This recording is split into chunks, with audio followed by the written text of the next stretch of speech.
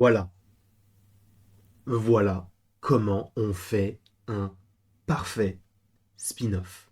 Bonjour à toutes et à tous, j'ose espérer que vous vous portez à merveille, que vous avez passé une excellente journée, une excellente matinée, un très bon réveillon. Peu importe tout, ce que j'espère, c'est que vous vous portiez à merveille. Oui, j'ai vu le dernier épisode de Jeanne Vie, tout n'est pas parfait. Il est vrai, tout n'est pas parfait, mais quel plaisir d'avoir pu découvrir et d'avoir pu savourer chaque vendredi un épisode de Jeanne Vie. Cette série, elle est géniale. Mais attention, spoiler, parce que là, il y a trop de choses à dire. Enfin, trop de choses. Peut-être pas énormément, mais il y a trop d'éléments qui peuvent te spoil concernant des petites surprises, des petites choses comme ça. Donc, attention, spoiler. Si tu ne veux rien savoir, quitte la vidéo dès maintenant. Dans le cas contraire, bah reste pauvre fou. Ah, j'ai mal fait ma phrase, mais ce n'est pas le sujet. Jeanne Vie est géniale. Mais le dernier épisode est pour moi, je ne dirais pas décevant, parce que pour moi c'est dans la continuité, ça reste cohérent avec tout l'univers de The Boys, ça reste cohérent avec tout l'univers de Gen V dans sa globalité, mais je le trouve frustrant. Frustrant pour plusieurs aspects, déjà par rapport au personnage de Kate que je trouve détestable, et il est vrai que je me suis trompé, et on l'admet quand on se trompe. Kate a survécu. Kate, alors elle a survécu, mais elle a perdu un avant-bras. Bon, voilà, tu vois, on peut pas tout avoir dans la vie. Pourquoi j'ai pris un accent du sud, j'en sais rien. Mais Kate, je la déteste. Là où je trouve que on est un peu moins dans la continuité, c'est que il y a un revirement de situation pour elle, mais également pour le personnage de Sam qui est beaucoup trop brusque. C'est-à-dire que Sam, avant, bah, tu savais qu'il était un petit peu, bon, un peu borderline. Il ne se contrôle pas, il a vécu d'une certaine manière. Lui, les choses qui sont simples pour lui, en fait, sont des choses qui sont néfastes pour nous, entre guillemets. C'est-à-dire que lui, tuer des gens, c'est simple. Sauf que, bah, pour nous, on voit ça comme un crime. C'est logique. Donc, il n'y a pas la même vision des choses, et je trouve que dans cet épisode-là, ça allait trop, trop vite. C'était trop simple. Le côté de, ah, bah, en fait, on va aller on va aller suivre une conférence pour voir ce qu'on nous explique, ce qu'on nous explique pas, ce qu'on nous cache, est-ce que les super-héros sont aimés ou en tout cas tolérés dans cette société. On n'a pas demandé à être des super-héros, on l'est, mais comment est-ce qu'on peut faire pour être accepté? Venez, en fait, on fait une révolution. Ça, c'était déjà évoqué dans l'épisode 7, mais je trouve que la transition est trop abrupte. J'ai l'impression que dans cet épisode-là, il manque un petit peu de scène, en tout cas pour le huitième, dans le sens où déjà l'épisode ne dure que 38 minutes, générique inclus, avec une scène post-générique, ce qui fait que l'épisode a duré 30 minutes, alors que la plupart des épisodes pouvaient durer, pardon, bon, on va dire 45 minutes, 50 minutes. Là, il y a quand même au moins 10 minutes qui ne sont plus là, on ne sait pas où elles sont, mais bon, est-ce que ça a été coupé? Est-ce que... je n'en sais rien. Mais c'est vrai que ça aurait pu être plus intéressant d'évoquer plus le retournement de Kate et le retournement donc de Sam, même si bon, par rapport à Sam, il y a aussi ce côté fraternel avec Luke, où on a l'évocation de Luke qui est entre guillemets, vous savez, le petit ange et le petit démon. Lui, Sam est le démon et Luke est son ange pour lui dire ne fais pas ça, ne la suis pas. Et je trouve que c'est bien amené parce que là, pour le coup, par rapport, en tout cas, par rapport à Sam, c'est bien. Là, je montre Sam parce que bah, j'ai pas de photo de lui avec sa tête, mais bon, il est là.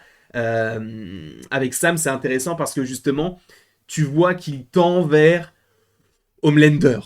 C'est assez intéressant. Moi, je trouve que c'est bien de tendre là-dessus. Et la série Gen V, par rapport à ça, elle est hyper importante pour la suite. Parce que tu revois, bon, tu revois du Soldier Boy, mais bon, c'était dans un rêve, donc c'est un peu étrange.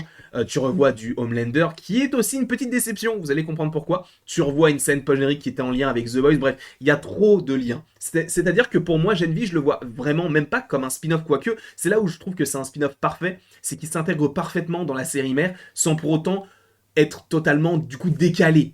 C'est décalé, c'est toujours dans l'univers de The Boys, on essaie de ramener quelques personnages pour te dire, en fait, c'est une série spin-off qui peut vivre en elle-même, mais qui a besoin de la série mère, et a priori, la série mère aura besoin de Gen V pour continuer à vivre, parce que vu la scène post-générique, on va te parler de la forêt, on va te parler de tout ce genre de choses, donc ça peut être assez intéressant de voir ça de cette manière-là, mais en tout cas, Gen V, The Boys, c'est une grosse, grosse réussite. Pour moi, c'est un quasi sans faute, mais revenons vite fait sur l'apparition d'Homelander, qui pour moi est une faute en vérité.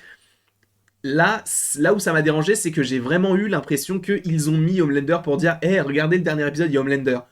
Parce qu'en vérité, il sert à rien. Il sert à rien. Je crois qu'il dit une seule phrase et il finit par lancer donc ses petits lasers via ses yeux contre le personnage de Marie. Elle n'est même pas morte. On ne sait pas vraiment ce qui se passe. Pourquoi est-ce qu'il ne l'a pas tuée? Est-ce qu'il l'a fait volontairement? Est-ce que Marie est immunisée face au pouvoir? Oh, j'en sais rien. En fait, tu te poses beaucoup de questions, mais Homelander, déjà le charisme d'Anthony Starr, c'est fou, mais pourquoi le faire, pourquoi le ramener? Ça n'a pas d'intérêt à proprement parler. Justement, tu peux juste faire en sorte que Marie soit, soit dans les vapes, même s'il y a ce côté d'Homelander qui porte un mouvement maintenant, et que maintenant que donc les gardiens de Godolkin étaient à la base donc le personnage d'André et de Marie, a priori maintenant, mais c'est même pas a priori, c'est que c'est sûr, c'est Kate et Sam qui sont donc ces nouveaux gardiens, même si Kate, bon, il lui manque un bras, mais elle a toujours son pouvoir de toucher, etc. Bref.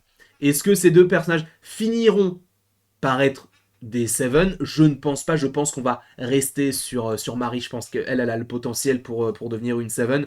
On verra encore une fois comment ça peut s'avancer. Est-ce qu'elle va rencontrer Yui, Butcher, etc. Je ne sais pas.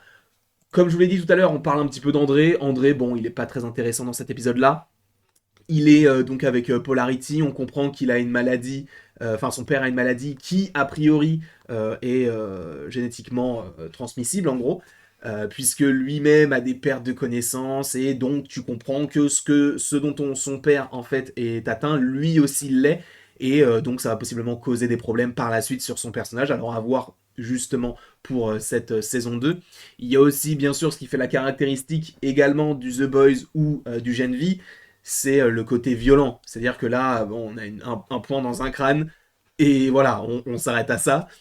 Évidemment que c'est beaucoup plus profond, évidemment que c'est beaucoup plus intéressant, selon moi, mais ça fait aussi partie du lore de The Boys, de Gen V, donc c'est nécessaire aussi un petit peu d'en parler. Et aussi, il faut revenir sur la scène post-générique avec Butcher, où tu comprends que tout ce qui a été évoqué, donc avec eh bien, la forêt, on peut supposer que donc le groupe de Butcher va commencer à s'y intéresser, d'où le fait qu'on doive, entre guillemets, regarder la série Gen V afin de mieux appréhender la saison 4 de The Boys, qui, je l'espère, sortira l'année prochaine. On sait que, bon, il y a eu les grèves, acteurs, scénaristes, et peut-être à un moment donné les effets spéciaux, mais je touche du bois vraiment pour que la saison 4 sorte l'année prochaine, parce que j'espère vraiment que ce sera le cas, parce que l'année dernière... Ah, mais en fait, non, puisque l'année dernière, on avait déjà eu The Boys saison 3. Peut-être qu'ils vont... Peut-être que ça va sortir en 2025. Je t'avoue, je sais pas quand est-ce qu'a commencé, et s'il a commencé le tournage. Donc peut-être que ça sortira bel et bien en 2025. Mais c'est vrai qu'en de toute façon, en 2024, on sera verni de séries, puisque au moins, on a pour l'été, a priori, House of the Dragon, pour donc l'été 2024. Donc ça, ce sera très intéressant. En tout cas, cette série était vraiment super bien. Le 8e épisode, un peu court, un peu rushé, pas forcément beaucoup de...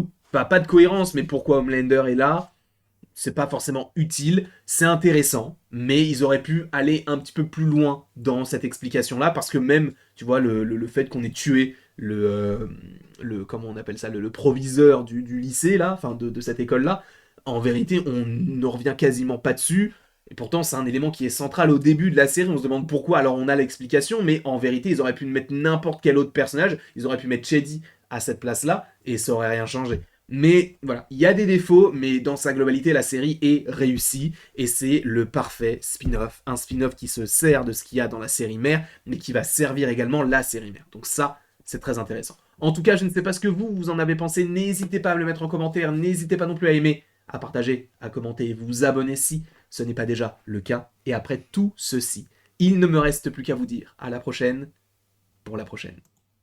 Et sache bien évidemment que tu peux aimer très très fort cette vidéo, la commenter, la partager, t'abonner si ce n'est pas déjà le cas, mais tu n'es absolument pas obligé de le faire.